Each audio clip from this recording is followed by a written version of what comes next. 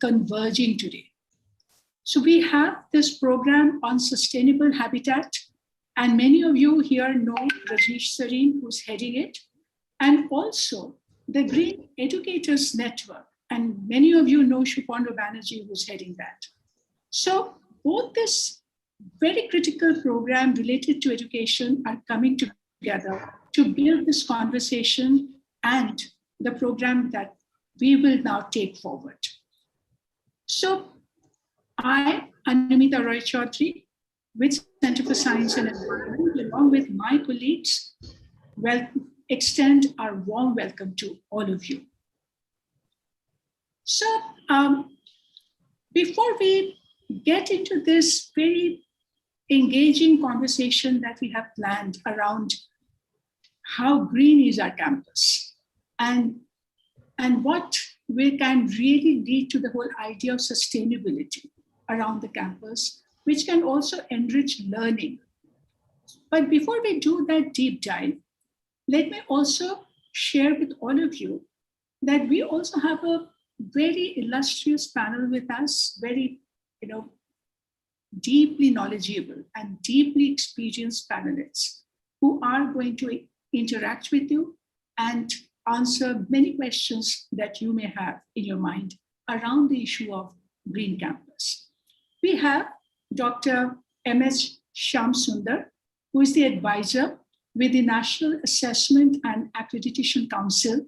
Anyone studying in any college and university knows NAC and the NAC rating and how powerful that tool is. So we have Dr. Shyamsundar, who will be talking about the implication and the significance of that tool today. We have with us Dr. W.G. Prasanna Kumar, and who is the chairman of Mahatma Gandhi National Council of Rural Education, MHRD in short, and who has been deeply involved with several programs, including Nayi Talim, experiential learning, Swachhata Action Plan activities, comprehensive sanitation management to rural higher education institutions, and also connected with textbooks on waste management and rural management, UNICEF, and particularly the WASH program. We are also very happy to have with us Dr. Ashwini Luthra, Director, Internal Quality Assurance Cell, Guru Nanak Dev University, Amritsar, and a very long and valued partner of CSC, who have been one of those early starters and done very deep experiment in their campus to demonstrate what change is all about. We also have with us Dr. B.S. Prabhakar, Associate Professor, St. Joseph College, Bangalore.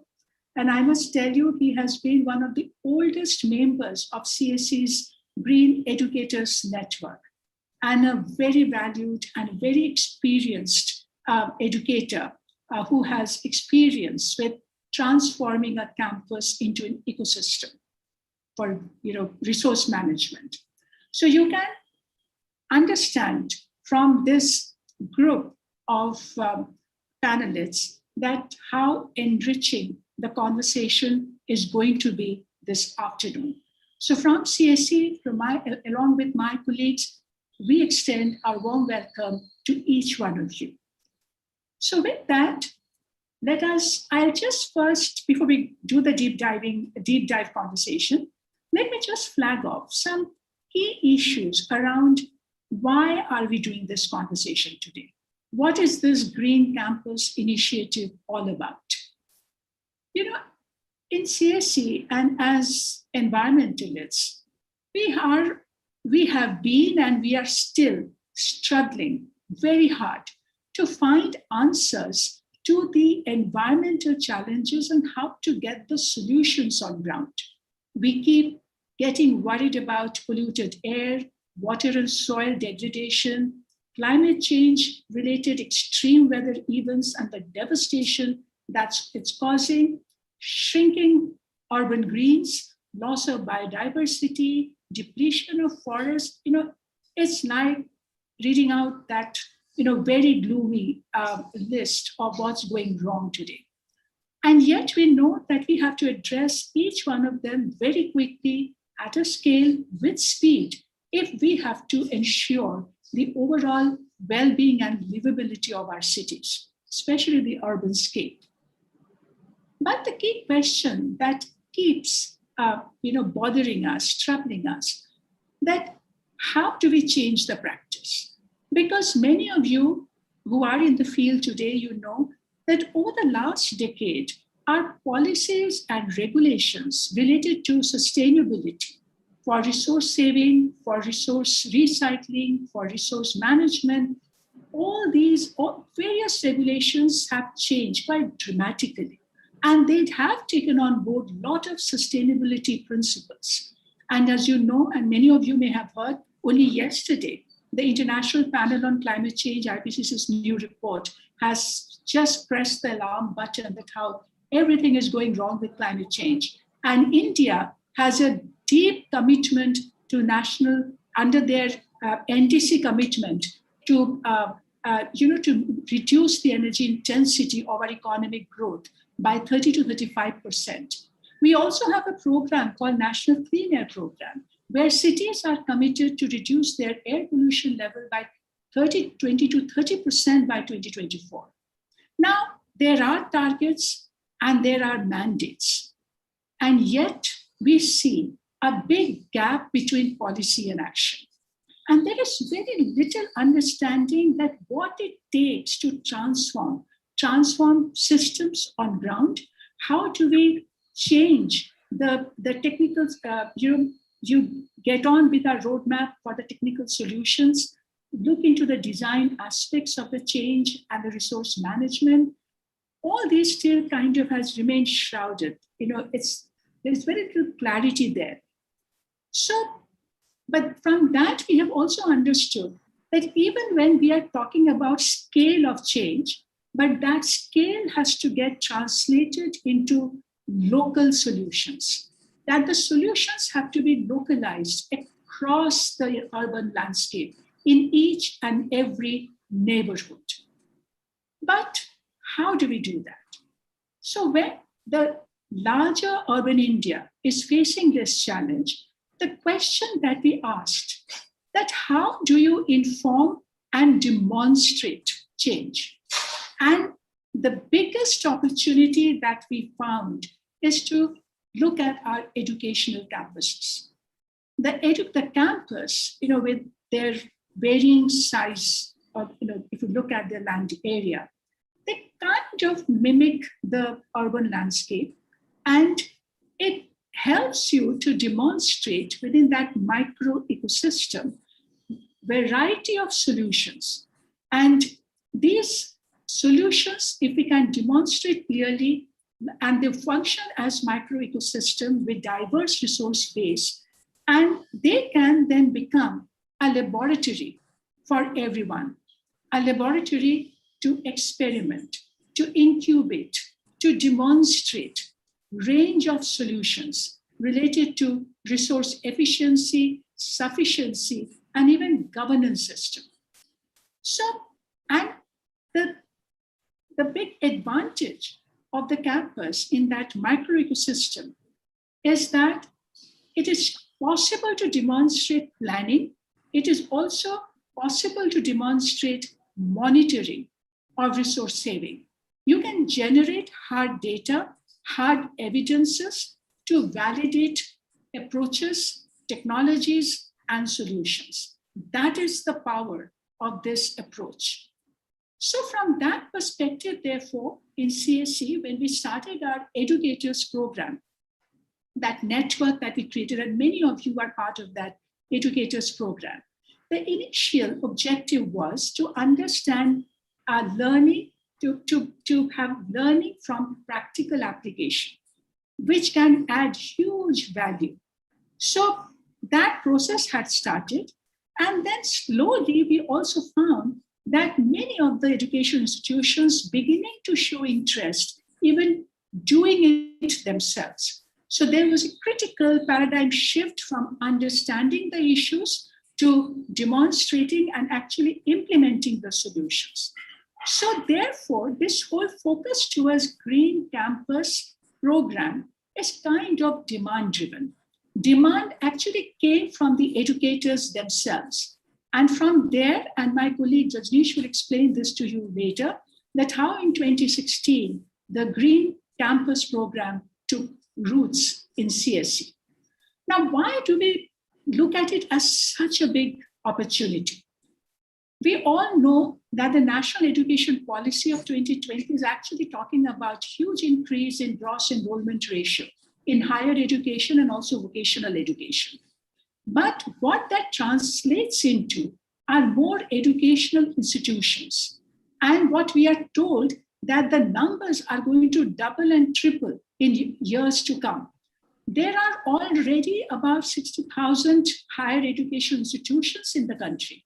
They are in universities, colleges, standalone institutions, and that sheer number, and also the fact that the numbers that we have with us, that universities are going to grow at a rate of nearly 7%, colleges also at the rate of 2%, and that's why it's a huge number when you translate that in terms of land area that the campuses are going to occupy.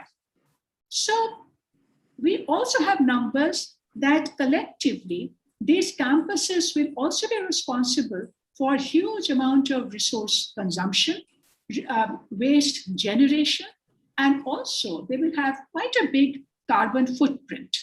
So the onus therefore also falls on them to adopt a multifaceted strategy to reduce their resource footprint. So from that perspective, and also keeping in mind the objective of the education policy, which is well-rounded understanding of environment, which goes beyond syllabus, which develops essential skills and capacities among students and faculty. From there, we then looked at some very important instruments of change that are available today. And one is the NAC, this whole National Assessment and Accreditation Council, who have now come up with this system of mandatory self-evaluation of campuses, where the campuses themselves, they are required to adopt all these sustainability criteria, practice, and they need to do self-study and report that information to NAC. In addition to that, the whole NAC approach is further reinforced by the Clean and Smart Campus Award, which kind of incentivizes the whole process further. And so the whole Swachh campus of the Ministry of Human Resource Development and the Mahatma Gandhi National Council for Rural Education, these are all converging together today, creating enormous opportunity to inform and empower change. So today, if you are looking at the NAC improvement, the NAC rating system, the award system, what it is helping us to do, as I said earlier, demonstrate a collective environmental audit system, which then becomes a hugely replicable instrument that everyone can adopt. So we have to understand that how these instruments can be used to leverage change.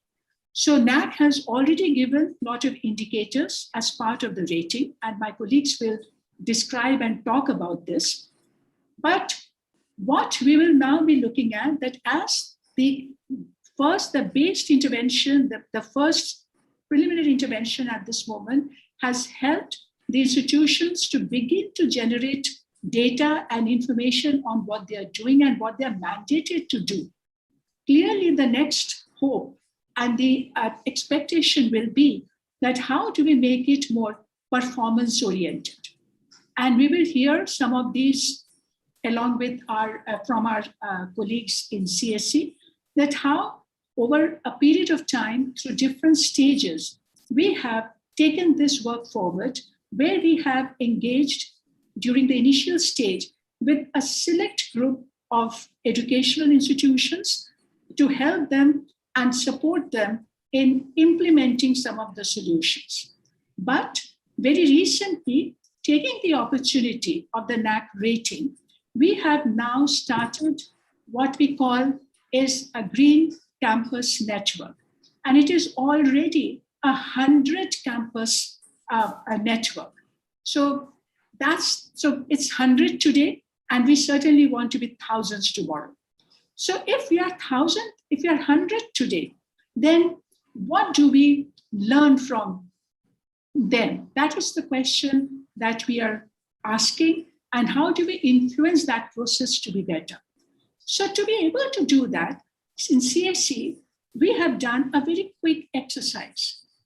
We have, along with our network partners, through voluntary sharing of information, we have collected, collated, and analyzed the information on resource saving, resource efficiency, and circular economy or recycling of the waste that these institutions have already started to adopt as part of the NAC rating.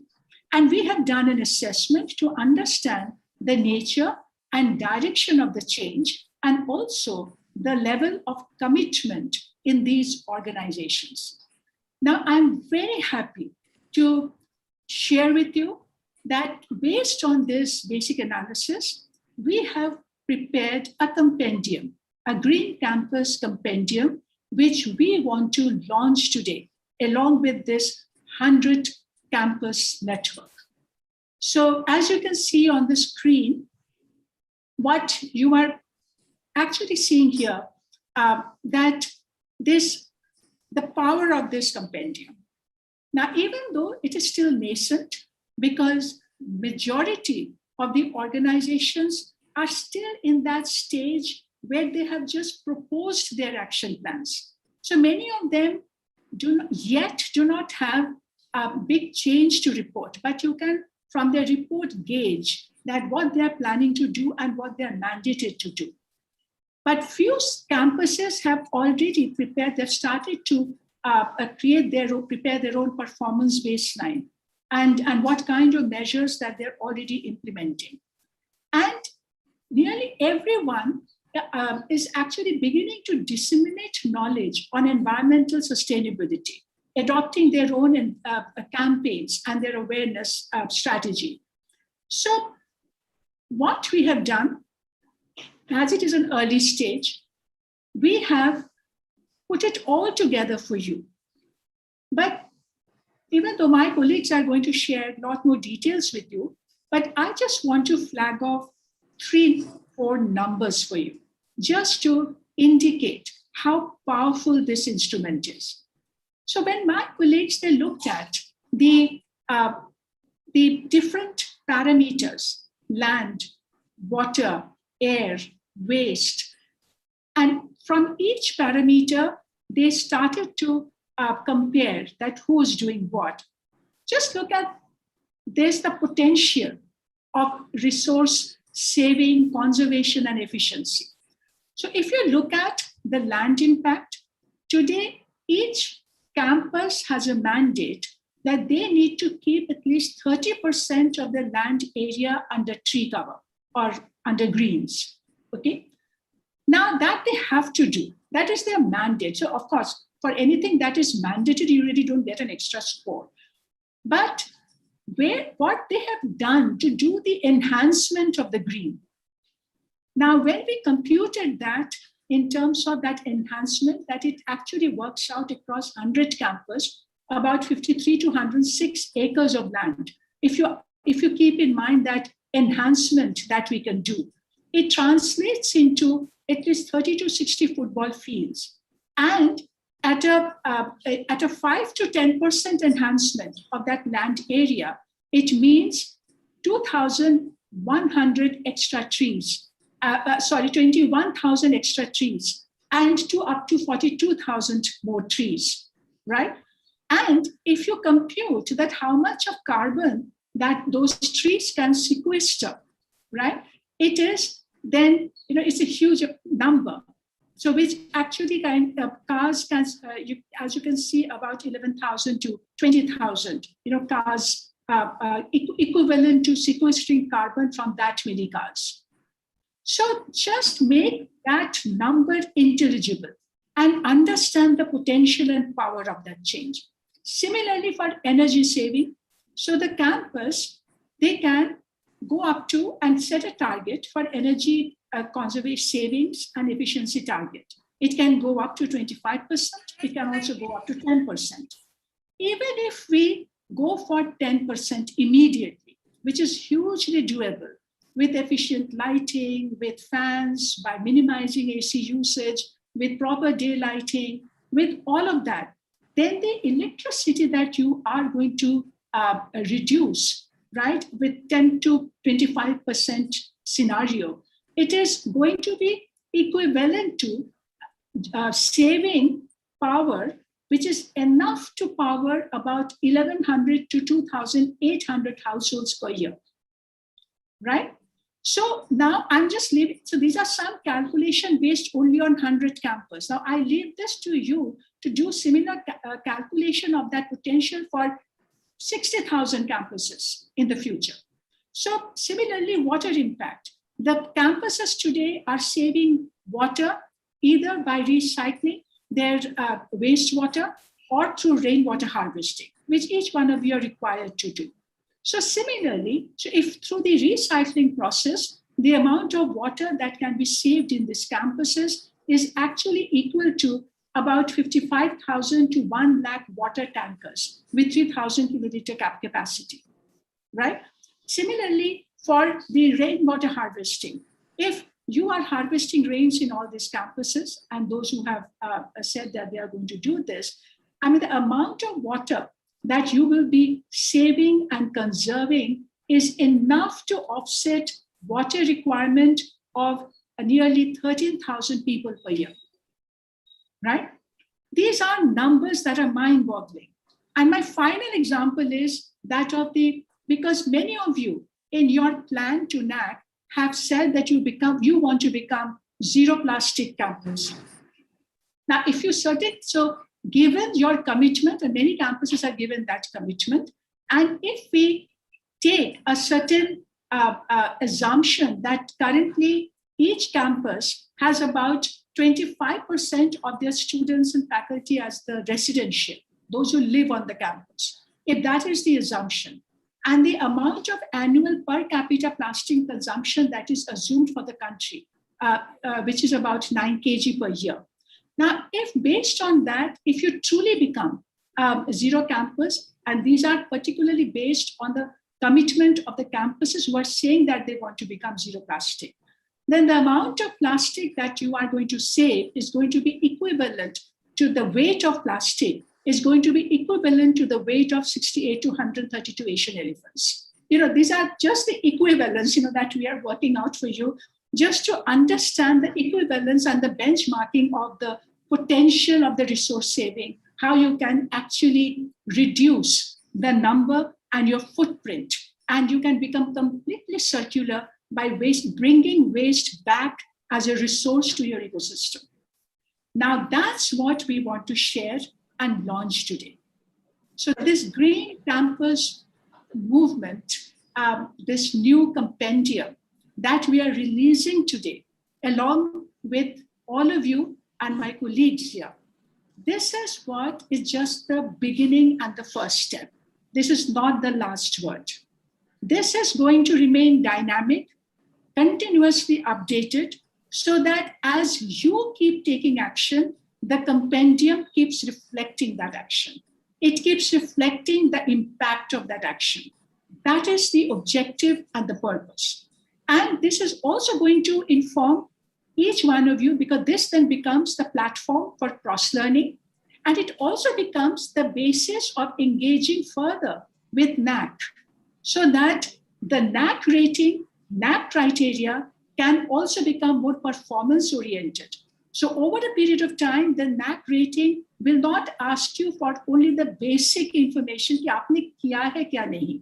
They will ask you, if you have done this, how much improvement have you seen over a period of time? So from just the basically doing it to how do I do it well and how do I maximize my gains? That's where we want to take it. So with that, I will end here. And before I invite our other panelists, I will first invite Rajneesh Sareen to come to first give you and introduce you this whole concept of the compendium. So Rajneesh, will you take on? Am I audible? Yes, we can hear you.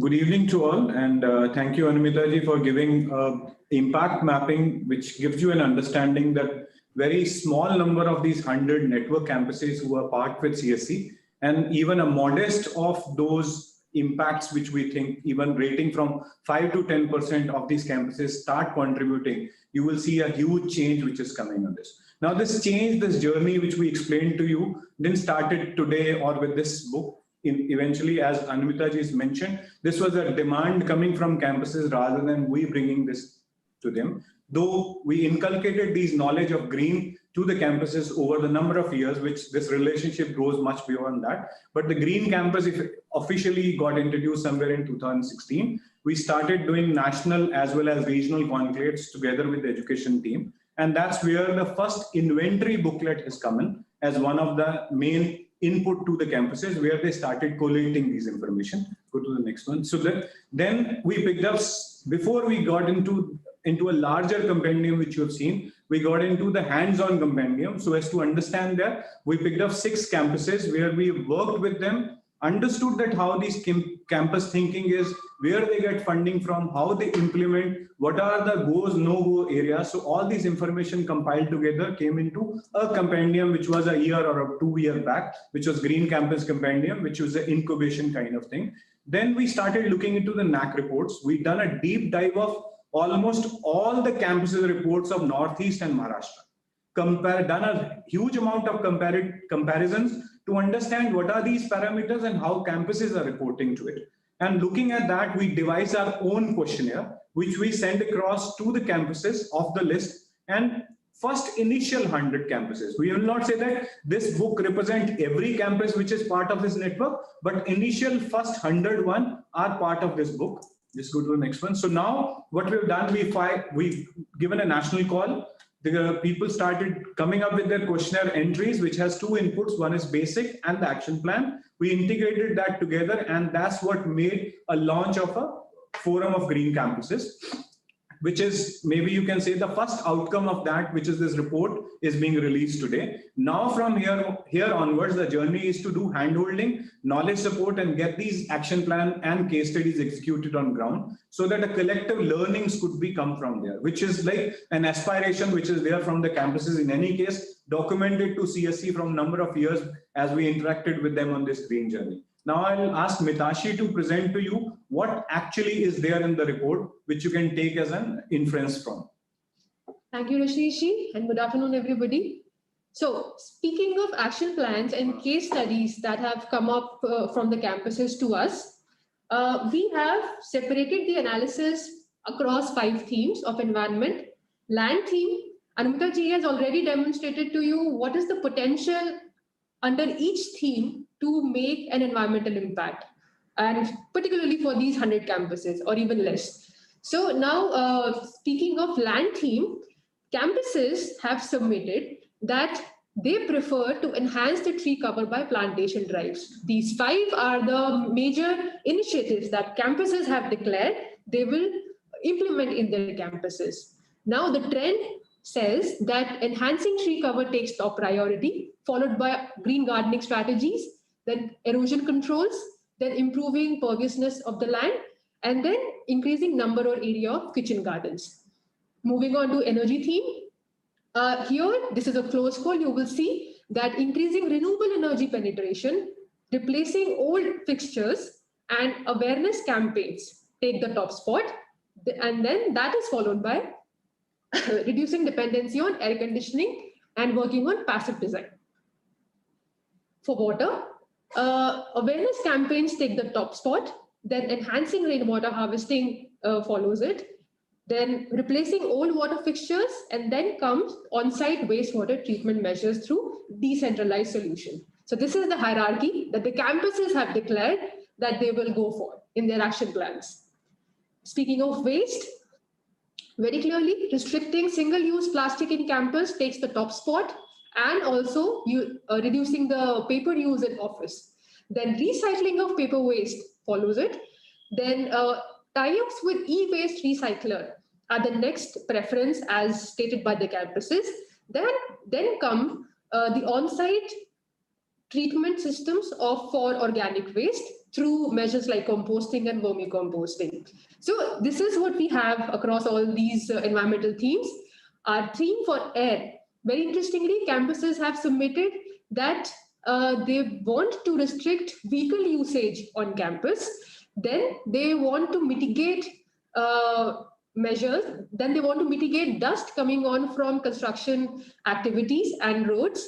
That is followed by restricting use of DG sets on campus. And then campuses want to go ahead and explore electric vehicles and the potential of them in curbing or cleaning of air. And finally, we have bike sharing schemes as submitted by the campus. So now, as our 100 campuses span across the entire Indian subcontinent, we see that they come from different climate zones. Our experience has told us that these campuses bear different sizes and nature. Some are residential, some are non-residential. Some have an area in a tight geography of Delhi, close to 3 acres, 2 acres. At the same time, there are campuses that span as vast as 750 acres. So speaking of this range and speaking of the nature of the campus, and also considering the climate zone that they come from, we definitely have so many interesting case studies with us in the report, and you can read about them. But to demonstrate each region and the climate zone and the nature of campus, we have a few examples for you, how campuses have put together their action plans across all themes. So from the Northeast region, we have Assam Don Bosco University. So it's a residential campus, and you can see that they have committed themselves to implement all these measures as we've discussed in the theme of land. And for energy also, they want to go for renewable, for replacement of fixtures, for energy conservation, passive design. For water, they will be working on rainwater harvesting, replacement of fixtures, awareness campaigns. For waste, they'll be working on restricting plastic waste, then recycling of paper waste, and then tie-ups with e-waste bodies, and then mitigating dust from C&D activities.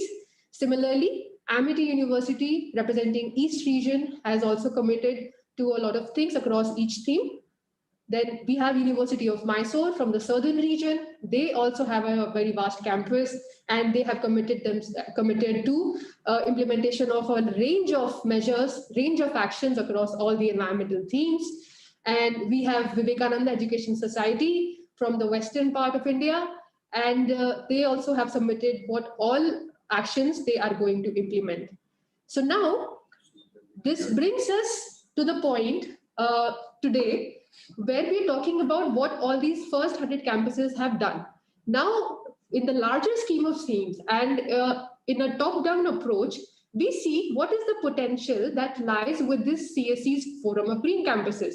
Now, through this Forum of Green Campuses, we are certain with our experience of these past years with the campuses, that we will be able to establish a collective environmental impact from these network of campuses. So we will be able to measure and we will be able to demonstrate the enormous potential that these campuses have to demonstrate environmental change.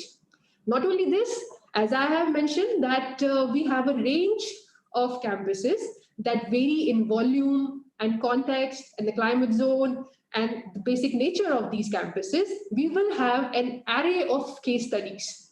We will have such granular information coming on from these campuses, which will further enable cross-learning.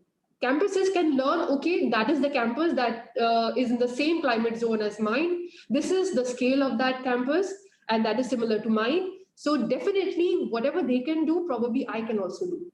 So we have seen that these campuses have enormous potential for enabling cross-learning. And finally, we are certain that the national repositories such as NAC and other national initiatives, the data that these national systems collate and collect we are certain that looking at the extent of the green initiatives that these campuses have already implemented, we will be able to influence these national repositories to address the comprehensiveness of these initiatives. We will be able to address performance-oriented data and performance-oriented indicators for these campuses, because they are already doing so much, and that definitely needs a lot of recognition. So we are going to see a very comprehensive data and information coming on from these campuses. So with this, we end the discussion and presentation, and I hand this over to Anumita ji, and let's take some insight from our panelists on what they have to say. Thank you so much, Mitashi, for that very illustrative and gives a very good insight into what is this all about. So that perfectly places the stage, sets the stage now for the discussion. So let me now welcome Dr. M.S. Shyamasundar, Advisor NAC. Sir, so it would be wonderful if you can share with us how the existing NAC criteria, it captures the sustainability efforts of the campuses, and how can NAC really inform the future strategies to address environmental performance of the campuses? That's really what we really want to understand from you. It's such a powerful instrument. So that's why we are so excited to hear from you. Very good evening. Huh? Unmute कर लीजिए. You're on mute. Yeah, it's unmute only. Are you not hearing my voice? Now it's fine. Yeah. Very good evening, ladies and gentlemen. At the outset, on behalf of National Assessment and Accreditation Council, on behalf of all my colleagues, I warmly welcome each one of you for this very important webinar. Actually, this is a very good initiative taken by CSE, especially on the green campus, because NAC is also giving a lot of emphasis to look at how campuses are green, because now that is the order of the day, because we are giving a lot of emphasis on these green initiatives which had been taken by very many higher education institutions. And for this purpose, there is a special criteria, because as all of you know, there are 7 criteria which had been introduced by National Assessment and Accreditation Council. Out of 7 criteria, especially the last criterion, that is 7th criterion, the title is Institutional Values and Best Practices. Under this, we have given a special weightage exclusively for the green initiatives which had been taken by all the higher education institutions in the country. Because as all of you know, NAC has already accredited very many institutions, almost around 8,500 higher education institutions in different parts of the country. And with respect to number of accreditations, it's almost 14,000 accreditations, which is one of the highest, I think, which is the highest in the entire world. But nowadays, since it is mandatory, all institutions are taking very many initiatives. But with respect to green initiatives, the awareness level among the higher education institutions are very, very less. That's why when we had introduced revised accreditation framework of NAC, we had given a special title that is called Institutional Social Responsibility. Under Institutional Social Responsibility, we wanted to create awareness on environmental consciousness and sustainability. That is very, very important. And here we had introduced very many metrics, because as per the NAC's manual is concerned, there are about 96 metrics or 96 very important questions. But under these metrics, there are very many sub-metrics also. But especially for this environmental consciousness and sustainability, we had introduced 5 exclusive metrics. Because out of 96 metrics, giving so much weightage for environmental consciousness and sustainability is really that shows the weightage with which we are giving to all the higher education institutions. That's why green initiatives by all these higher education institutions are very, very important. Now I will tell you all these 5 important metrics which had been identified by NAC. Number 1 is alternate sources of energy and energy conservation. Here, the very important, as rightly pointed out by Dr. Anumita, the important thing is solar energy. That is the non-conventional energy. Solar energy includes solar heating, solar lighting, street lighting, strip lighting, whatever you can think of. It depends on your innovativeness. Even I think I can take the example of NAC itself, because even though NAC is not such a big organization, with respect to total campus area, we have just 5 acres, and we have got additional 5 acres of land. But this is one of the best quality assurance organizations in the whole world. And here also we have taken a lot of initiatives with respect to green initiatives. And in NAC, because this is just like a model, even any of these stakeholders from all the higher education institutions, they can come over to NAC, they can emulate the practices which have been already followed by NAC. Maybe it is a miniature initiative. See, in NAC, we have just around less than 50 permanent employees. If you include all temporary employees, it might be somewhere around less than 200. In that way, it is not such a huge organization when compared to any of the universities in the country. But still, our initiative is very, very significant. See, in NAC, we had gone for the solar rooftop mechanism, especially for solar lighting. The solar lighting is very, very good, because earlier we were getting almost a 3 lakh rupees electricity bill per month. Now it has become zero. We are generating 900 to 1000 units per day because of 220 kilowatts of solar lighting rooftop. Because it's a grid, because wheeling to the grid is happening, because import and export of energy is taking place. And because of this, we are able to generate somewhere around 30,000 units per month. That is very, very significant. That means we are reducing almost 150 tons of carbon dioxide elimination. That is equivalent to planting 400 trees. Actually, in reality, it's very difficult, because we may not be able to plant 400 trees, and especially in Bangalore, land is very expensive. I don't think we can plant 400 trees, and we don't get such a huge land, just like any other higher education institutions, because NAC is also in the heart of the city. Anyway, of course, in Bangalore, we have different hearts, because earlier only MG Road, because now our other friend from St. Joseph's College, he agrees that only MG Road or Church Street or his college, where his college is situated, that might be the heart. But now Bangalore has got several hearts. In that way, wherever NAC is located, that is also one of the hearts.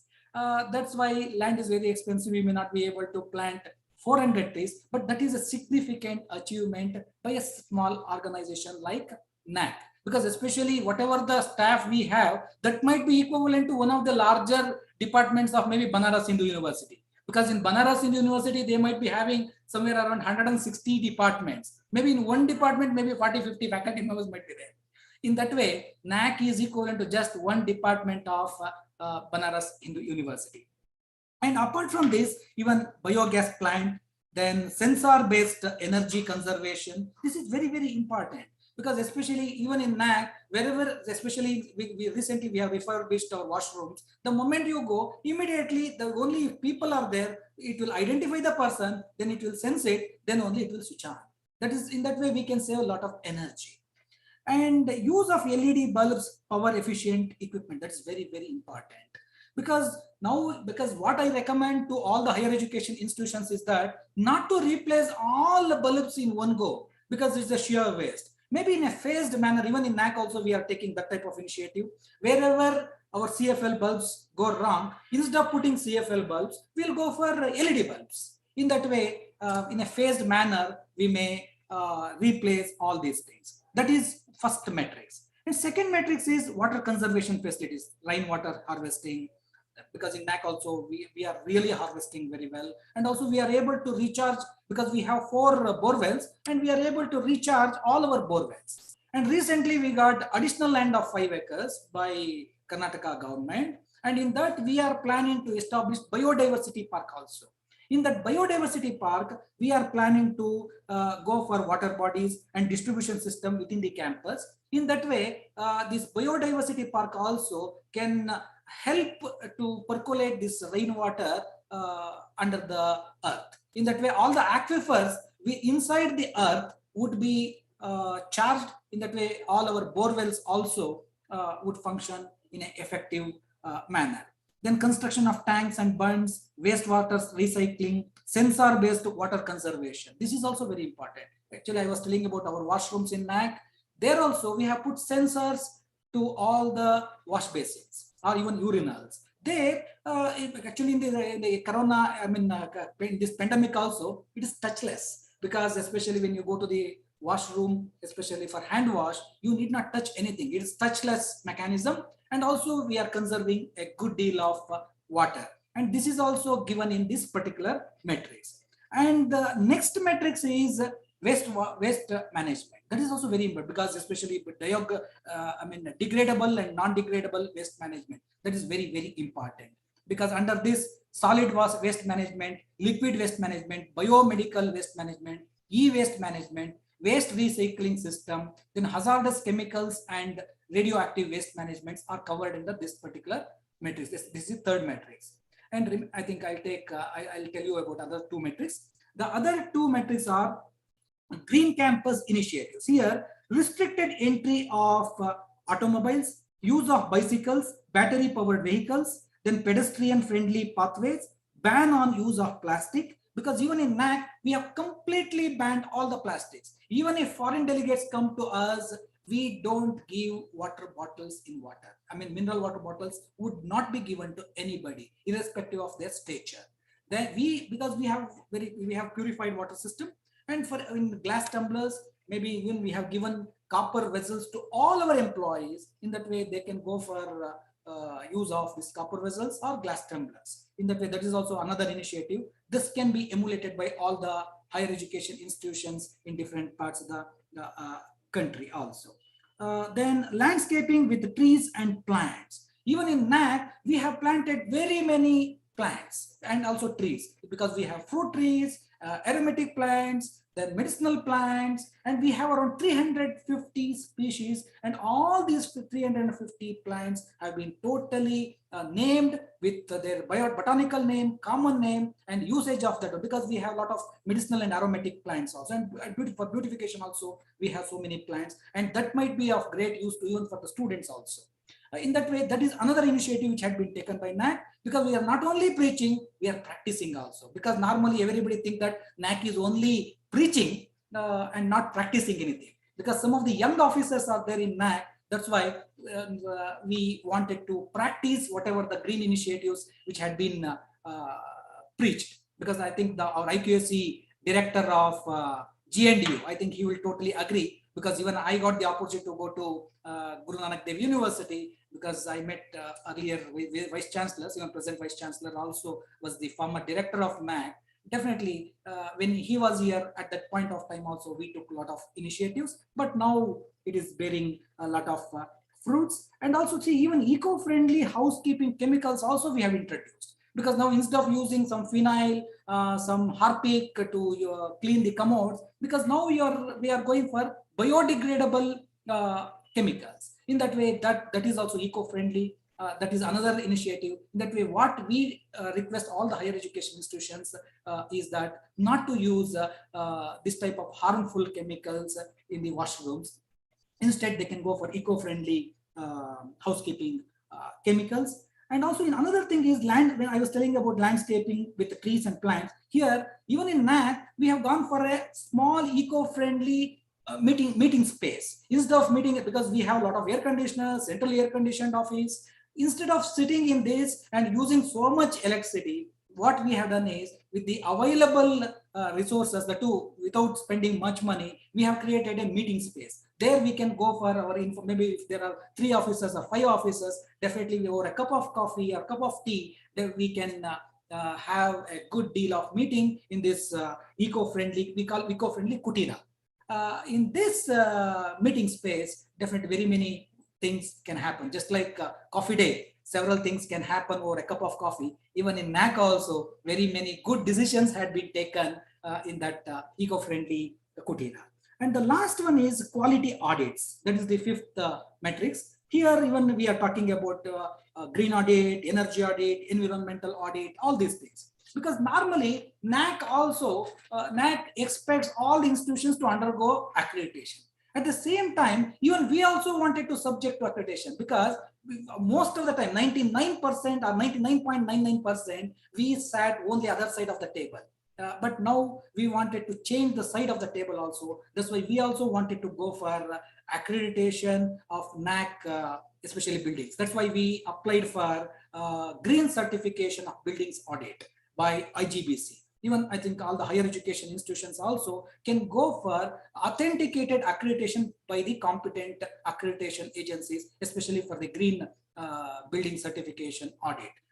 IGBC is in Indian Green Building Council.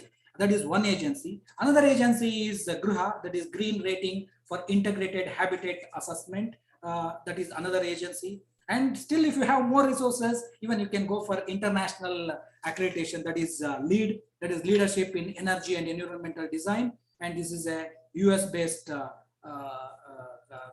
agency. And also it has been established by US Green Building Council. That is, maybe I think that might be very expensive.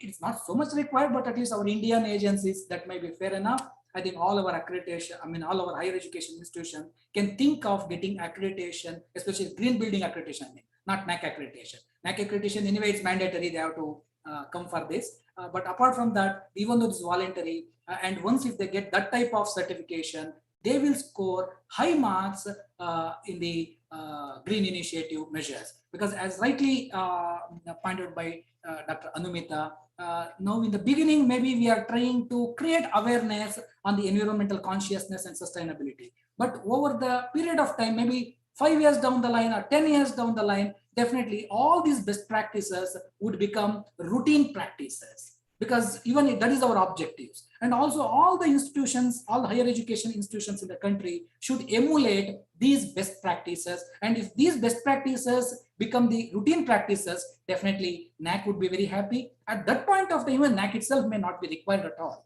Because if all institutions inculcate all good practices, and if they have so many good documentary evidences, even they can go for self-accreditation or self-assessment.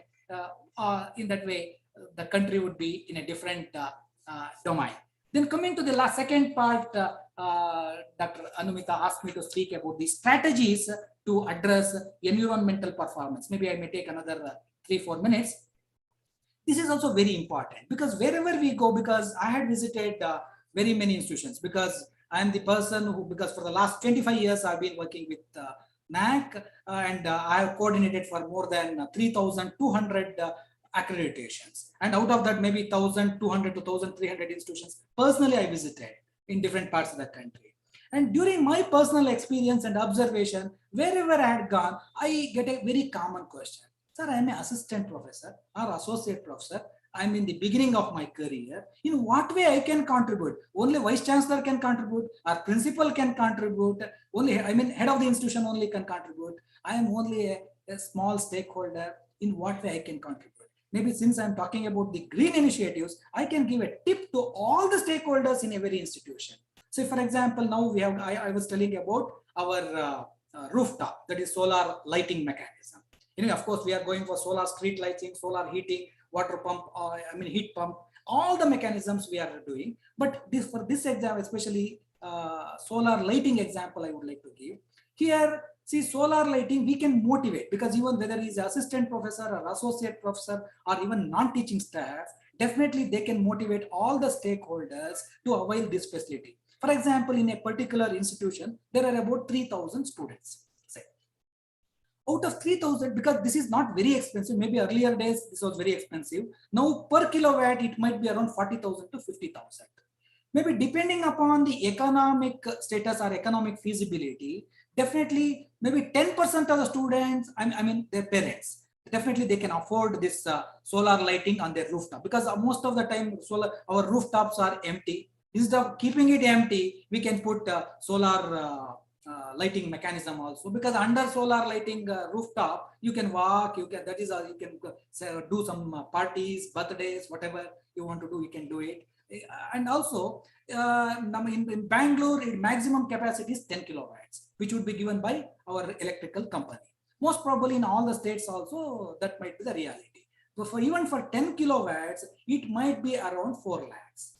by chance, if you do not have so much resource, see, that is equivalent to almost 1.5 months salary of a professor. In that way, most of the professors can afford to 10 kilowatts electricity, I mean, rooftop grid, because in that way, continuously you would be exporting your solar energy, I mean, green energy to our BESCOM, and also whatever the consumption you need, it can be imported. In that way, every month, see, for example, my home, I have gone for 10 kilowatts, and I'm getting 7,000 to 8,000 rupees every month after consumption of my electricity. In that way, for next 25 years, I signed this contract. In that way, all people also can be motivated. See, out of 2,000 students, 10% means 200, and also maybe 200 faculty members are there. Out of that, 50%, if you consider, maybe 100. That means around 250 to, I mean, or at least 300 people in a particular institution can be motivated to go for this type of mechanism. That means every assistant professor, every non-teaching staff also can motivate at least 5 people, 10 people, depending upon their interest and their capability. And if that is done, among all the 60,000 institutions, if everybody does like that, imagine the total amount of generation of solar electricity. And also our beloved Prime Minister is talking about renewable energy. And in America, they are talking about Black Day. If they don't have electricity for a day, it's called Black. Huh? No, just said, I mean, fascinating points you are making. Yeah. But if you can just wrap this up now. A minute. They are talking about a Black Day, but in India, every day is a Black Day because every day power goes. That's why if you go for this mechanism, definitely we don't have that type of problem. Then wonderful. In that way, we can take a lot of green initiatives, and we can tell all higher education institutions to take initiatives like this. Thank you very much. Thanks for your attention. Fascinating. You know, it's really so amazing to listen to you. And I really like these few words that you use, that from preaching to practice, and when the best practice becomes routine. I think that's precisely what NAC is enabling it to happen. And what you have just said, it is showing that how NAC is kind of becoming instrumental in institutionalizing so many changes. You really have to embed it in the system. And that's the role of the NAC. So I'm certainly going to come back to, because we are all full of questions, but let's first hear our panelists first, and then we'll open it up for discussion. So now I take the opportunity to invite Dr. W.G. Prasanna Kumar, Chairman, Mahatma Gandhi National Council of Rural Education. And sir, you have deep experience in this whole Swachh mission and the campus ranking. So what lessons would you really want to draw from that experience? How do we harness that opportunity and to create the opportunity for transforming these micro ecosystems? Thank you, Anumita ji. Very nice to listen to Shyam Sundar ji on the initiatives of NAC. In fact, we always bank on NAC to push green agenda. And fortunately, NAC has got it on its table, and it is pushing and being a leader, being a participant in green movement itself, and practitioner of greens. A lot of awareness activities are conducted across the country by several campuses, but practicing environmentalism or getting environmental practices into life is more important. And that's what NAC has done, and that's what is promoted by NAC. Thank you very much, and congratulations, Shyam Sundar ji, for that. Very nice to know. And in fact, we keep always, whenever we are addressing the campuses, we keep telling that, see, in NAC also this has a value. So any person, any evaluation of NAC has this component, and take it seriously, and it would have its impact on your campus. Sometime back, I was working in the ATI, Advanced Training Institute, Administrative Training Institute of the state in Telangana, where we have introduced this Green Campus initiative on those lines which Anumita was mentioning. Long back, I worked with CSC, and together we prepared that first manual, Green School manual that came up. that came up with some study of residential schools in Hyderabad. Together we did that study, and I have promoted that, and that has gone across the country into several states, and it's now more or less institutionalized in many places. In fact, that is based on the model of CSE, which is a green rating of industry. In those days, in late 90s, green rating of industry was taken up by CSE. So the point is, when we are talking about greening, what is it that that promotes green rating, green practices?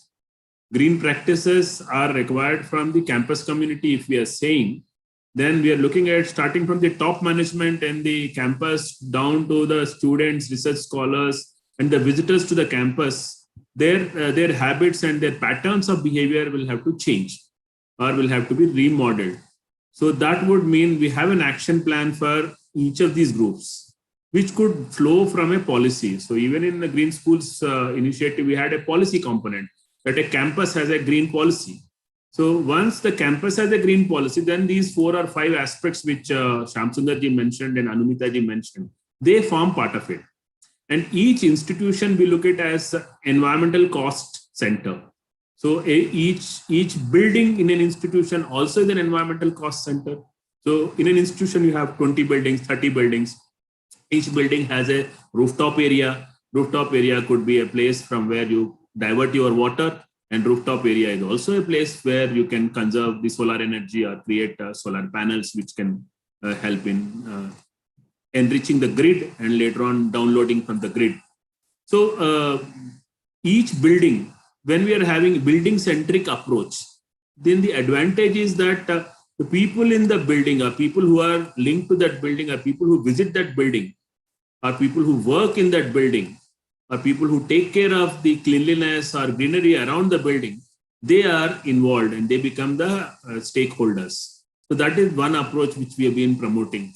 Of course, considering the Swachh Bharat mission, usage of toilet and availability of water in the toilets, that has become a very important aspect, even in the campuses, even in the best of the campuses, when we looked at the per capita availability of toilet and per capita availability of time for usage of toilet, considering the intervals between classes or periods, and how many people are there, how many places do you have, and accessibility to differently abled people to the toilet, to the different buildings, accessibility to the different buildings, and greenery around the building. And especially in the campuses where you have chemicals and usage in the laboratory, how do you handle the chemical waste also becomes an important aspect. Of course, every campus has food waste before cooking and after cooking, food, prepared food, and waste from the vegetables and other raw material. So how do we handle this? A couple of campuses have gone into composting not only their waste but also composting the waste in the villages which they have adopted. So institutional social responsibility component, which you've talked about, that is another area which we've been working on, building mentors for the institutions and getting them to work on this and have examples. So today we are working with around 17 to 18,000 higher education institutions across the country. We are green rating them and awarding them district-wise. Presently, that awarding process is going on. More than 400 districts are presently under coverage. We are looking at covering all others 340 districts in the next year. We started with awarding or recognizing them at the national level. But when you're doing it at the national level, it doesn't make much difference as far as the impact of that award on the people around or on the behavior of other institutions. So that we found, and hence we have gone into giving district-wise awards where the district deputy commissioner or district magistrate or collector are involved, and there's a very good support coming up. The point is, do we have student teams in place? Do we have faculty teams in place? Do we have the non-teaching faculty teams in place? Do we have the askance from the top executive, that is the boss of the institution, whether it is vice chancellor, principal, or the director, or the chairman, do we have askance? Do we have buying in from them? Do we have a plan or plan which actually precedes or follows the policy? Do we have a policy, green policy for the campus? And how are we getting into it? What do you have it as as an annual plan or 4 years plan or 5 years plan? Many campuses have gone into solar energy now. We have documented more than 200 campuses which have gone in for solar energy. We have documented the campuses which have gone in for recycling of the waste. We have documented the campuses where water treatment is done in the campus, and going into the behavior patterns in the kitchen, how you handle water, how you handle waste in the kitchen, how you handle the cleanliness of cleaning of the vessels, cleaning of the utensils, cleaning of the plates. All these aspects become important. So while all of us are very particular about personal hygiene, somehow social hygiene becomes almost non-existent in our thinking. So we would like to have a handkerchief, we would like to wash ourselves 10 times, but we would like to clean everything and push it into the common tragedy of the commons. So that being the case, institutional social responsibility actually pushes all of us into taking a leap and taking an important step. And institutions like NAC definitely help. And of course, when you have partnering with institutions like Center for Science and Environment, which has been in the forefront of green movement in the country, right from those my college days where I read these green files and the Down to Earth magazine.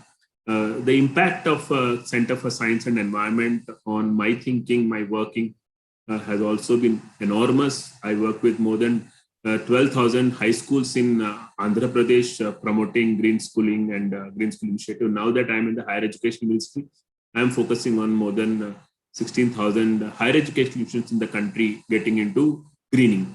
And thank you very much, Anumita ji, for inviting me. And I'm very glad to listen to Shyam Sundar ji. I've been longing to meet him and connect with him. This is an opportunity which you've created, Anumita ji. Thank you so much. Sir, you are most welcome to visit next. Yeah, I'm so glad you could connect. I mean, that's what this whole platform is all about. So, Dr. Prasanna, so delighted to hear from you. And also, you brought back so many memories of those years in CSE and those initiatives in CSE. And but the point that you made, that how through this initiative that you've just described, that how it is possible to build community ownership over action and solution, and even more important, the demonstration effect that it has on the larger community and the social responsibility of that. I think that's really remarkable. So I'll certainly come back to you. Many questions parked. So now I want to invite Dr. Ashwini Luthra, Director, Internal Quality Assurance Cell, Guru Nanak Dev University, Amritsar. Luthra ji, you have really been one of a very deeply valued partner. And we know that what effort you have made to transform the ecosystem of your campus. So here we want to have the perception of the practitioner. So yes, Dr. Luthra. Thank you, Anumita ji. After listening to learned speakers, especially Shyam Sundar ji giving an insight into NAC, because I'm preparing that NAC report right now, and probably that has helped me a lot.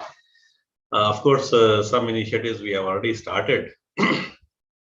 In fact, when I was given this task of speaking on this platform, I was given the task that how after partnership with CSC, the university has transformed and what initiatives have been taken. My focus would remain on that because I think after the training programs by CSC, the faculty, students, and the administrative staff of the university became very sensitive to various dimensions of sustainability. And in this light, if you permit me, can I make a presentation so that how my campus looks like and what are the initiatives I can share with you? Yeah, sure. A quick presentation. Yeah, quick presentation, of course. Is it visible? Yes, yes, we can see this. Thank you very much. In fact, this journey of partnership with CSC started in the year 2017. It was March 25th, when through the center, Center for this program, what is that? The Sustainable Build Program of Science, Center for Science and Environment. It took initiative, and through Anumita ji and Mr. Rajneesh Sreen, we got into a partnership. And after that partnership, till date, we are engaged with each other. And in my university, these are the programs and training programs say held over here. And apart from this, many training programs we have attended at this IT and online also. These are just few of them. And out of these training programs, what we have learned that can be demonstrated through the initiatives. The first is the initiatives that we took under academia. That is, we had organized and attended training programs, as I told you. But this faculty and students of GNDU, after learning from CSC training programs, demanded, and of course, we did the course curriculum improvements. In almost all the courses of the different programs in architecture and planning department, especially apart from environment science department, we have included the learnings from the training programs. And this was after the training programs that a postgraduate program in sustainable built environment was started in 2018. And this was wholly dependent upon the training programs. At the same time, the PG program in environment planning, we have already submitted a proposal with the university to start this program because this is a specialized program in planning discipline. I may tell you that I mean, last to last year, we started postgraduate program in transport planning. And these programs and course curriculum initiatives, they were definitely taken after the training programs of CSC, because all the faculty members and the students were very sensitive after those training programs and listening to the learned speakers of CSC.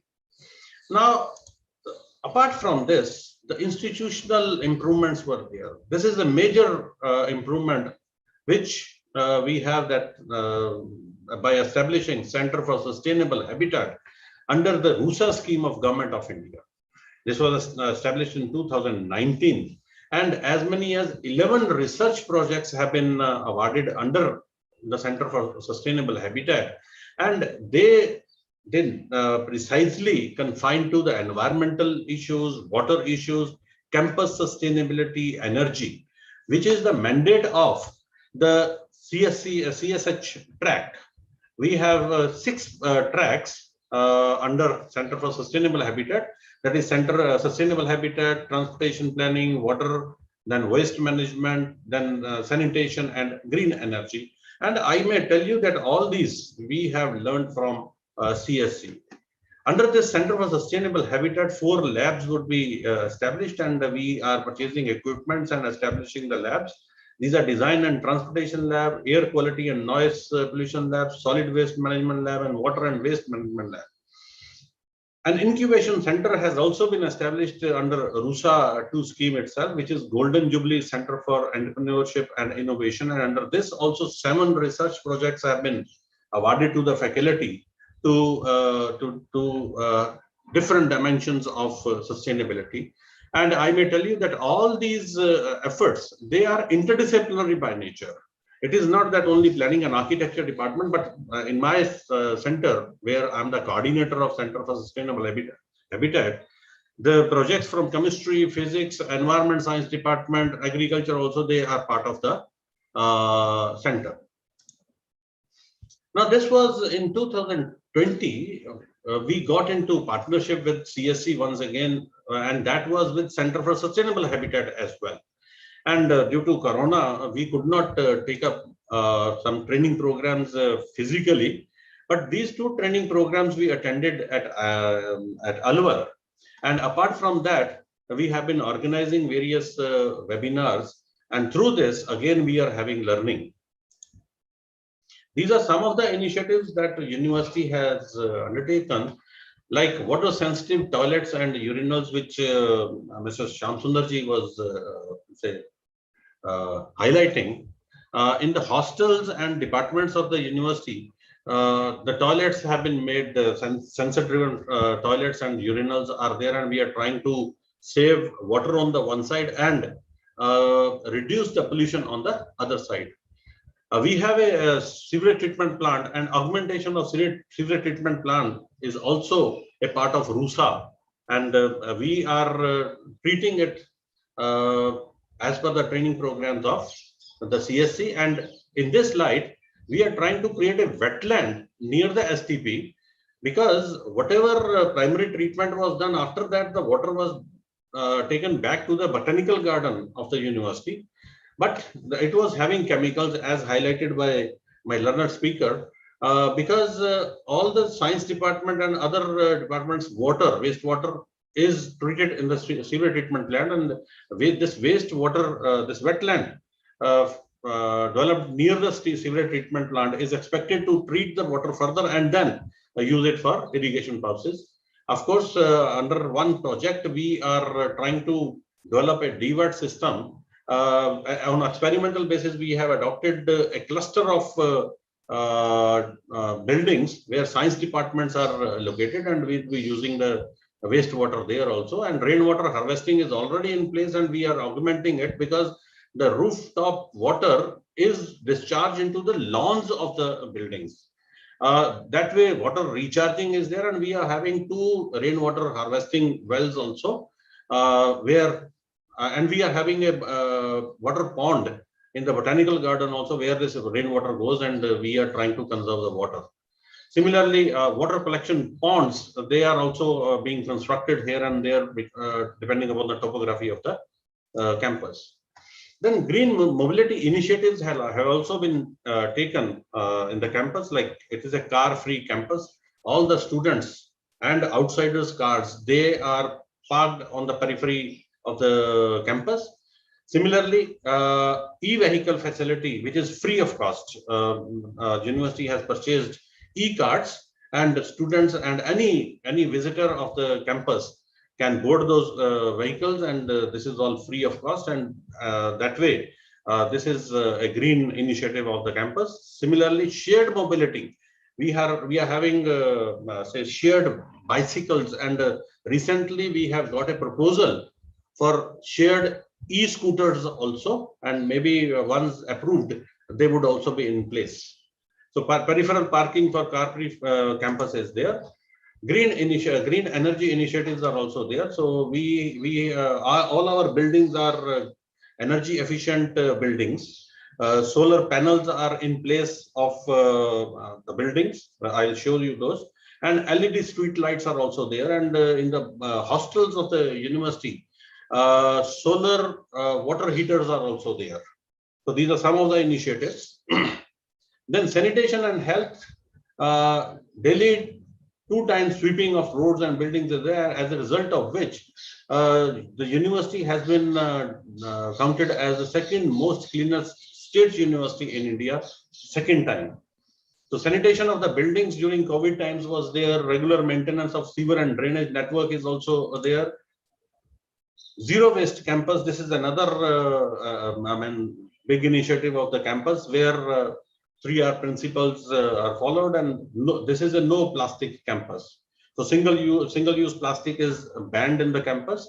Vermicomposting and natural composting procedure is followed for the kitchen waste and the agro waste respectively. Of course, we are having a very rich tree cover. We are having something like an estimated 50,000 tree cover. And I may tell you that university has only 6.5% built up area. The remaining out of 500 acre is under green. So a lot of trees are there. I'll show some pictorial of this. This is how the university has gone over the years. In 1976, the university used to look like this, and now in 2019, it looks like this. And how green the university has been, this is very visible. These are some pictorials to show how the green cover is and how the footpaths and these blue cycles you can see. Green, shared bicycles are also there. These are all footpaths and green initiatives. Now these are solar panels on the roof. 1.48 megawatt grid connected rooftop solar panels are there.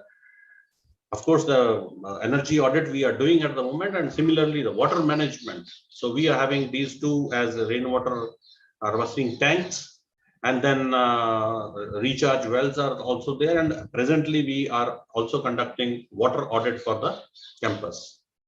This is the sewage treatment plant on the back of the university, and it has a capacity of 2,500 kiloliter per day. And we are trying to augment this because we are adding new buildings. Population of the university is increasing day by day. So if required, augmentation of the sewage treatment plant would also be done. These are the places where vermicomposting and segregation of waste is done, and that way almost zero waste campus can be envisaged for the GNDU.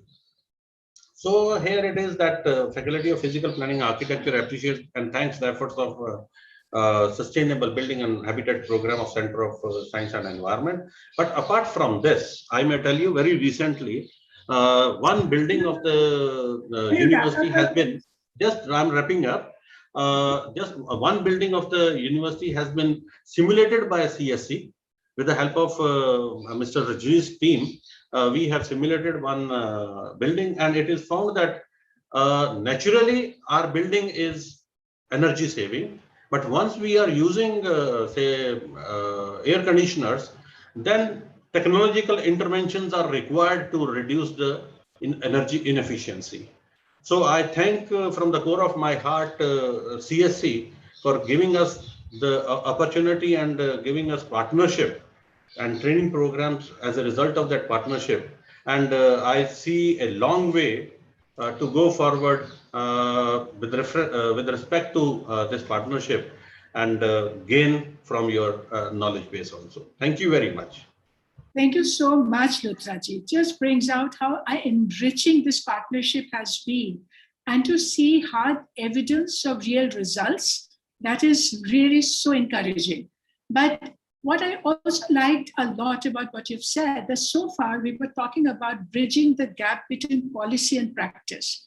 But you have taken this one step forward by making it so comprehensive as an ecosystem, where you have further enhanced the education and pedagogy of the university itself by introducing new courses, bringing in, and that is very important because at the end of the day, educational institutions are about building new cadres, okay? The new cadres are professionals who are going to take on the new responsibility when they move out of the university. They are the multipliers. So therefore, this enhancement of education itself, that is also a very big message that we are getting from what you have said. So, everyone, all of you have so much to share with us, so enriching. I really don't have heart to stop any one of you, but I can also see the time, and it's kind of, we are really running against it, but we want, so we will extend this a little bit, and because we really want to hear our next speaker, and we are really keenly looking forward to listening to you, Dr. B.S. Prabhakar, Associate Professor, St. Joseph College, and I told you that you have been with us now for so long, and we value this relationship with you. And there's so much of experience that you have to share with us. So yes, Dr. Prabhakar. Yeah, thank you, ma'am. Thank you, Team CSC. This year we missed meeting you, but yes, this is a meeting online now. I don't have a presentation. I will also not take a lot of time because it's already 5:30. But I was planning to tell you about what we have done in Bangalore. Our campus is about little over 10 acres, very, very small campus, nowhere comparable to GNDU or NAC campus or any of such big places. Yeah, of course, our size must be about NAC size now. But we are a built-up campus. We are within the city, and therefore our challenges are relatively different. And therefore, our the kind of investments that we have made in terms of the technology that we have chosen, also the facilities that we have provided, are relatively, in some cases, they are very different. For example, I'll quickly put in that we have a sewage treatment plant in the campus, not an open treatment plant like GNDU has, but we have that in our basement, which runs on the aerator and the coagulation technology. And we also have a biogas plant for the canteen and the other degradable waste that are generated in the campus. Of course, we have a vermicomposting unit, and I think in South India, we were the first college to start with the solar power generation. We started this about 11 years ago. And now, initially, we had started with 100 kilowatts of power generation. Now, we added another 400. We are totally generating about 500 kilowatt now. And we also got an award from the state government in 2017. The power award from the state government, we received it. Of course, we have our groundwater recharge facilities. We use about 70% of water that is collected in the campus. We have got huge sumps under the buildings.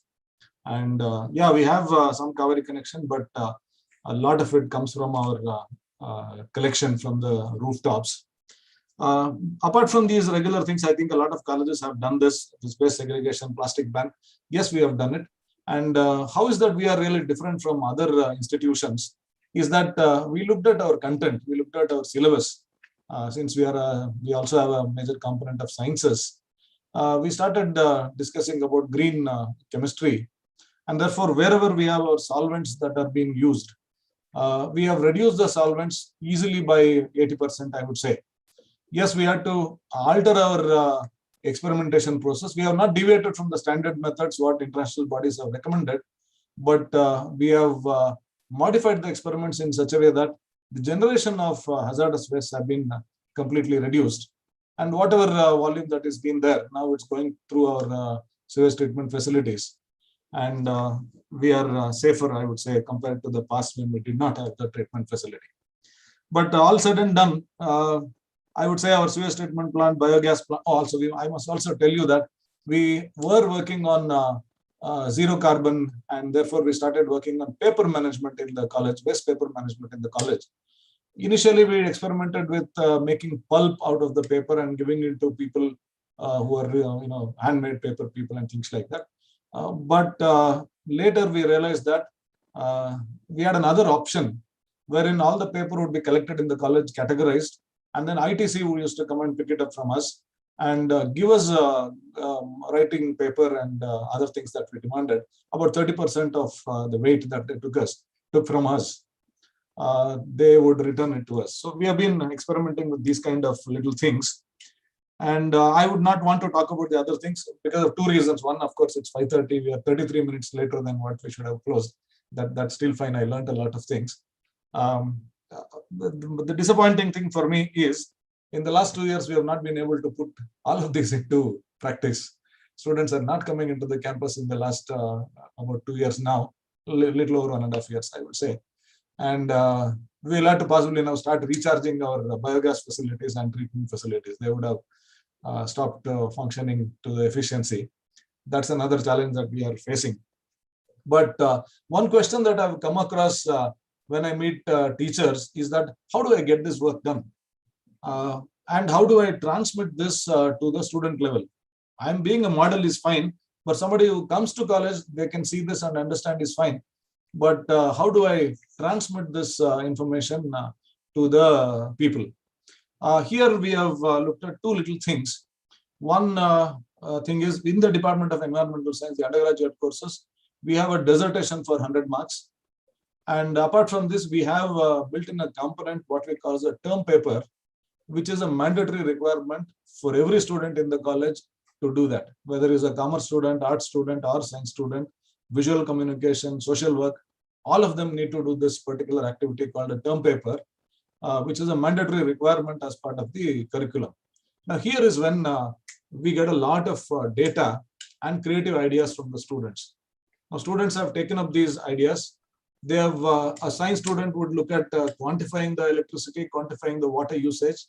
A sociology student will look at the behavioral changes that have happened because we don't allow the cars into the campus for the students, and we are definitely encouraging our public transport to be used.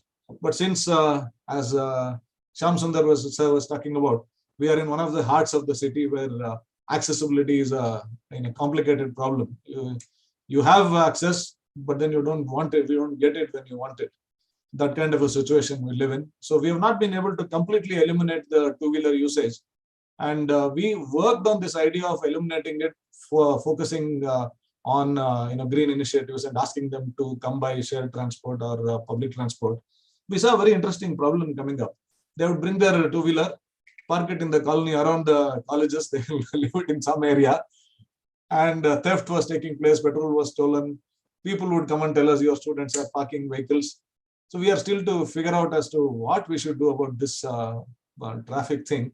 We are now allowing them to use a two-wheeler, and with the COVID in the last 2 years, of course, they're not coming, and we have not faced a problem there.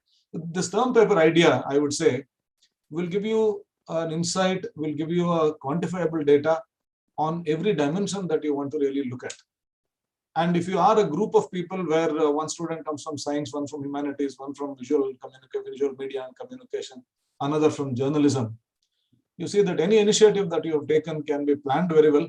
Of course, it has to be monitored by a teacher or two, but taking it to a logical end is definitely possible.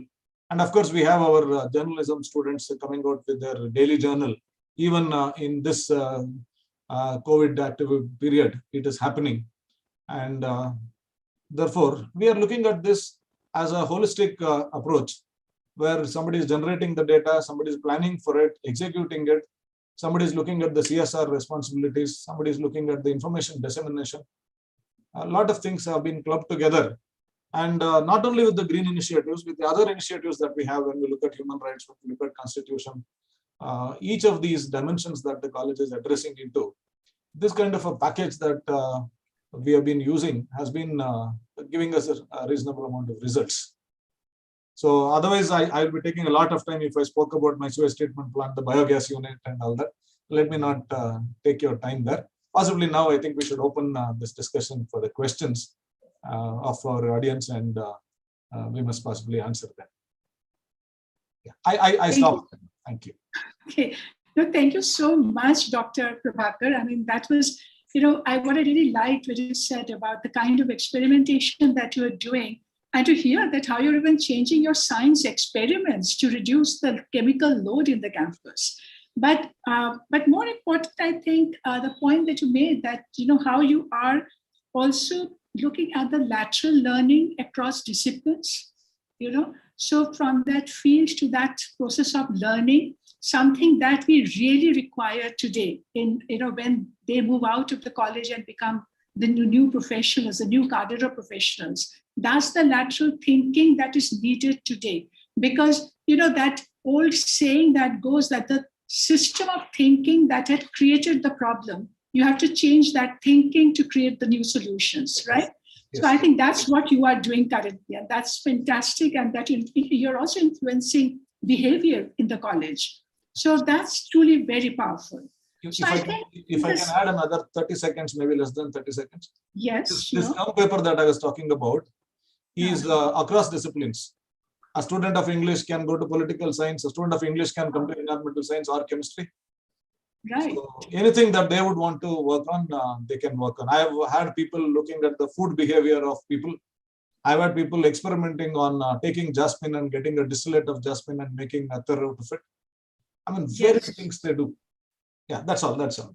No, that's fascinating. And also, one point that you made, I mean, I think is a little bit of troubling and worrying, is the COVID and the pandemic impact. So some of the experiments, like you said, about the biogas plant. So if nobody's going there and there is no bio waste in the campus, then how do you sustain and keep that system going. So maybe these are some of the the current challenges that we will have to think through, that how do we deal with this as we move forward. So I can now see that our chat box, Q&A box are full of comments and questions, and I know we cannot take them one by one, but a lot of good comments and a lot of people either sharing their comments, their thoughts, or they're seeking information. And that is very, very valuable. So let me assure each one of you that at this moment, because the time is so short, we cannot take up each and every comment and question individually, but we will get back to you wherever you have sought information or you have asked a specific question. We will ask our experts here to respond to that, and we will share that with you later. But right now, and I also understand the constraint of the time, so I'm not going to go into any specific several questions, but maybe what I can do at the last very quick 1 to 2 minutes for each one of you to answer one common question, because now that we have to take this forward, this whole platform that now we have created, and its interface with NAC and the award systems are so important, and the interface with the institutions who are already practicing it on ground. So what will be your suggestion and to that, how do we take this Green Campus movement forward to have that multiplier effect? These are the questions that actually Mitashi and Rajneesh had left you with. And how do we nurture the collective impact of that network of campuses that we want to create, develop and create a common platform where we can bring in a lot more information, experiments, experiences together. And more important, how do we make the entire system more performance oriented so that as we move forward. So just quick reflection from each one of you. And then I'll also ask my colleagues Rajneesh and Shuporno if you would want to say anything as a concluding remark. So that would be great. So yes. So can we begin with Dr. Shamasundar, please? As I've already pointed out that everybody should learn from other higher education institutions. For example, if a GNDU is doing something, or St. Joseph's College from Bangalore is doing some good aspects, definitely the neighboring institutions also should not shy away. The only thing is now actually only on paper, there might be a resource crunch. If you have a right attitude, somehow we can find resources. Maybe in the government colleges, it might be difficult because even for buying a chalk piece and duster, they might be having some challenges. But among the private institutions, those who have resources, definitely they can emulate all these good practices, including green initiatives. Because especially in the days to come, everything will be green. Because even maybe 10 years down the line, most of our cars also would be battery operated cars. And especially when we have green energy, whatever running cost would be almost nil, except the replacement of the batteries. 10 years, not now it's very expensive. Now we cannot replace our vehicles, but 10 years down the line, definitely all these things will happen. And also within the institution also, these green institutions, green initiatives will have a long way to go. But only thing is, all these best practices should become the routine practices, as I've already told. Absolutely. So, Dr. Shamsundar, we are certainly look forward to a lot more sub-indices to the other indicators that you have created, which will compel the institutions to now report progress and quantify the benefits. That will be really, very powerful. Yes, Dr. Prasanna? Yeah, thank you for flagging that important point of what will take everybody in. What as a strategy we suggest is that considering that each building in a campus is an environmental cost center, what is the strategy that we can have to make each building as an environmental resource center, from cost center to resource center approach, number one. Number two is if we have students and faculty members, including non-teaching staff, who are associated with a building, can we have a building level team? Can we have building level team for water, building level team for sanitation? Not just campus level. One point which Prabhakarji mentioned was about how do we get it to the student level. Yeah, in terms of the academic knowledge or study or presentation of paper, yes, each field gives an opportunity to get connected to environment. But in terms of habit formation, behavior formation, we need to instill them. We need to really do a typical handhold and probably a little bit of force, not democracy, but a little bit of force there. Environmental governance is required. So, and regulation is required. So certain patterns of behavior will have to be formed. Those patterns will have to be governed internally. That means there should be a self-regulation building-wise. What do we do with the waste in the building? What do we do with the water in the building? Is there somebody who is looking at the faucets or what is happening in the building? That type of, whether it is public building or private building, some sort of preventive maintenance is required. Some sort of repair is also required. So that is that part of the policy of the institution? Is that part of the policy of that building in that institution? The institution is a very big institution. It could be going into several buildings. But each building में वैसा सोच है क्या, वैसा behavior pattern है क्या, इसको देखना है तो building wise committee बनाना है, building wise faculty, non-teaching staff as well as the student committee बनाना है. And there should be a review once in a month or once in 15 days, there should be a review. Of course, now in the pandemic time, almost all buildings have got into defunct. बहुत सारे lot of work is required to get the buildings back to use. Almost 1.5 years, the buildings are not in use.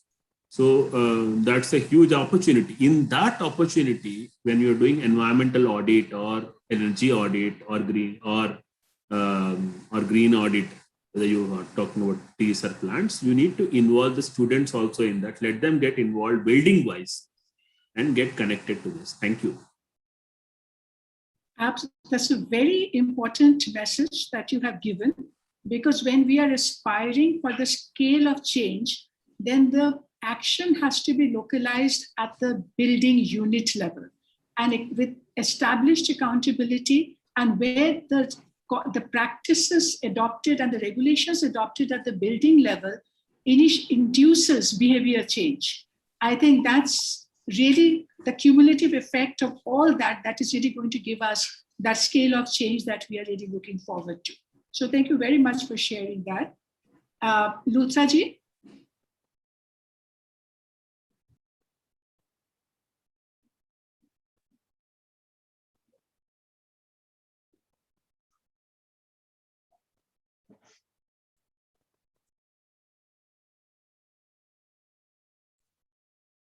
Sir, you are muted.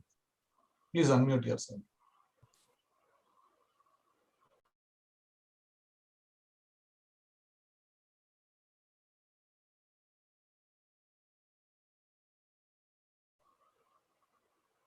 I think there's a connectivity problem there with Dr. Luthra. Maybe we could, ask Dr. Prabhakar to comment first. Anumita, you're also mute. You're on mute. Yeah.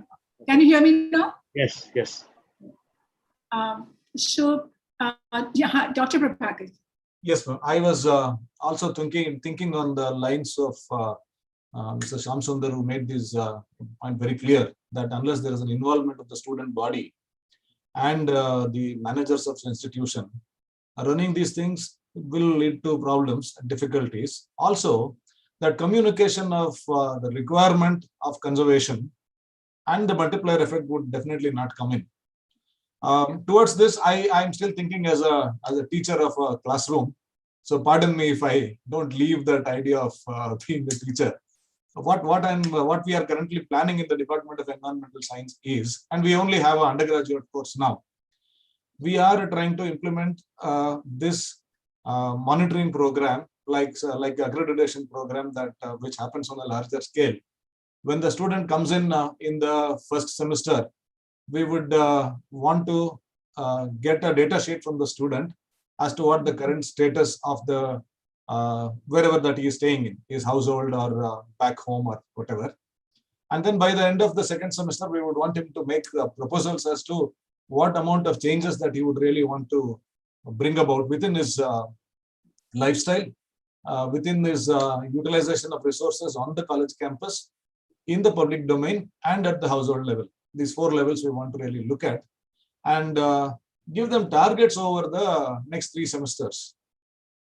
In the 6th semester, carry out an evaluation and see how this entire thing has really progressed from the identification point of view in the first semester to a promising proposal making kind of a thing in the second semester. About 3 semesters for the implementation of these things. Of course, a handholding is required. I am aware that this cannot be really implemented for a student who is living in the hostel of the college or in a PG nearby. I would say at least with 50% of the wards that we have got, the students that we have got, this should be a workable idea wherein the idea by default will get inculcated into their work, and they also learn the techniques of evaluating and presenting things. So I'm looking at not only looking at spreading the information across, also empowering the students in data generation and presentation techniques, also identifying their limitation, and within their limitation, how much they can really contribute.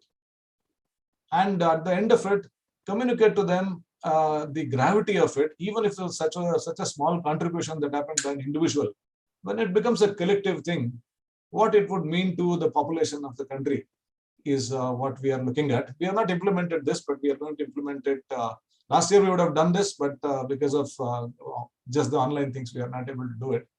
This year, even if it is going to be online, we have planned with this, and we'll go ahead and let's see what we could do. Also, to add upon a little thing, during the COVID times, we carried out small surveys. I mean, people were at home and they did not really have access. So we gave this little activity, what I jokingly called as a wax paper activity. You simply take Vaseline, apply on a sheet of paper, something like 80 GSM, not which is absorbent, and then suspend it outside their house. Come back and use a magnifying glass and see if there are particles, or if you have a balance with you, try and see the weight of it. Of course, there are errors, I understand that. But people have tried doing this in the lockdown period and the post-lockdown period, when again everything came back into the system. They got a first-hand information as to what was really happening. The color of the paper itself would tell them a lot of things. So these little things that we are empowering them with, maybe they're insignificant at an individual level, but in driving home the concept of conservation, in the importance of data in making decisions, we have been able to do that. I think colleges can really emulate these ideas, come out with their own ideas, and go ahead with it. There is a lot of scope within colleges if you are really thinking a little and pushing the students to do a little things there. I stop there. That's a great thought, Dr. Prabhakar. The whole idea of empowering students, giving them the knowledge, support, and the wherewithal to generate hard evidence and data, and to go for data-driven action. Now, if that gets instilled in students, then we have really created a generation who then are ready for the transformative changes that we are looking for. So that's really a great thought. Dr. Luthra, we lost you. So yeah, you would like to complete your comment? My desktop connection is lost, so I switched on to telephone. Right. Regarding that interneting, first, before I comment on that, I may inform you that in my university, students' clubs are also there that are involved in these kinds of activities, like Go Green Club is there. So they are involved in these green activities. Social Service Club is there. They also get involved through their activities.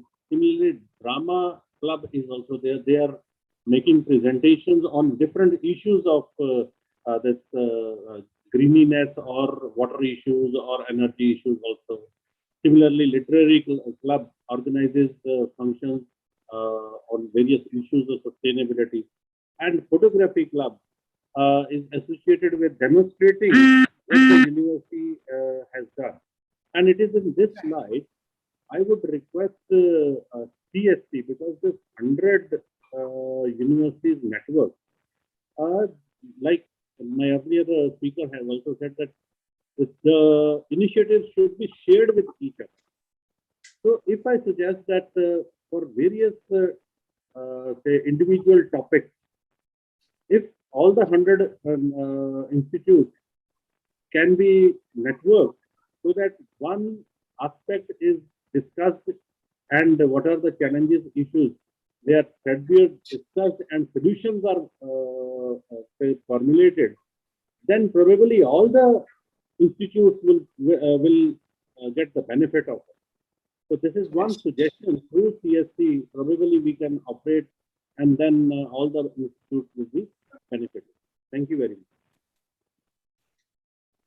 Absolutely, Luthraji. I think you have really hit the point. And for this platform, for this network, for this collective knowledge building, that has now become absolutely essential, that we should be able to do this cross-learning and share our learning, what barriers and challenges we are facing, what has worked, what has not worked. And as Mitashi has shown, that diverse climatic zone that all these institutions come from. So each climatic zone will be finding their own locally appropriate solution. So how do we learn from that and at the same time create a template for all where things are common, but certain things are also unique, but understand the challenge and the way forward from this common learning and this platform. I think that is the purpose and the power of this platform that we want to build and take forward. Thank you very much. So Suparna, you want to share any comment on this? Yes. So for me, specifically, this has been an extremely, enriching and quite enlightening experience. It's like a new field to me. In fact, I have recently joined the environment education team here in CSC and have been hearing a lot about all of you, including Dr. Prabhakar, of course, who has been so long with us. I only wish to just say here that we are going to revive the annual conclave of the Green Educators Network. Hopefully this year, September is that we are looking at. We will be shortly sending out the invitations and announcements to all the people, all the members. I could see, a lot of people on the WhatsApp group have been telling me that they are going to be present in this particular conference. So we shall be with you again in the near future. Thank you so much. Rajneesh, you want? Yes, Rajneesh. Thank you. I think I learned a lot rather than I think people will read the book and come back to us. And I'll just assure you, when CSC works with you, we work with 4 fundamental principles. That we work on sufficiency, which is behavior. So we try to bring that as a first step. Then we bring in the codes into it so that we understand where we stand as a benchmark, whether I'm going down or up. That's very important. The third comes the efficiency. Then try to cut down on wherever the possibility. And in this larger picture, we look at resilience, because that's where we need to now change the codes and practices which is there. And now whether you bring a policy with these 4 verticals or you bring practice, that's what is in a sense according to which CSC work forward with you. And we look forward that this first 100 should become first 1,000 and maybe this practice goes across. And we noted all the points that where we need to bring in these convergences, maybe bringing more hands-on practices session for the campuses for specific subjects also coming up.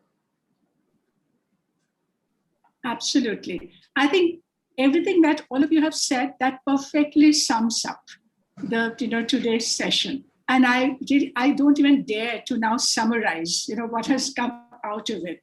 So, but just to leave this message with all of you, that we are extremely, we are very happy. We are super excited that now this platform has been created. And we are looking forward to your cooperation, support, and very active participation so that we can really make this platform alive, relevant, and powerful, so that we can really influence change on ground. And this really has the multiplier effect that we are looking forward to. So with that, I would like to thank from my side and along with my colleagues, Suparno, Rajneesh, Mitashi, Suged, and also Tushita and Neeraj. So from all of us, from this community in CSC, a big thank to all of you, and we will meet all of you very soon. Thank you. Thank you.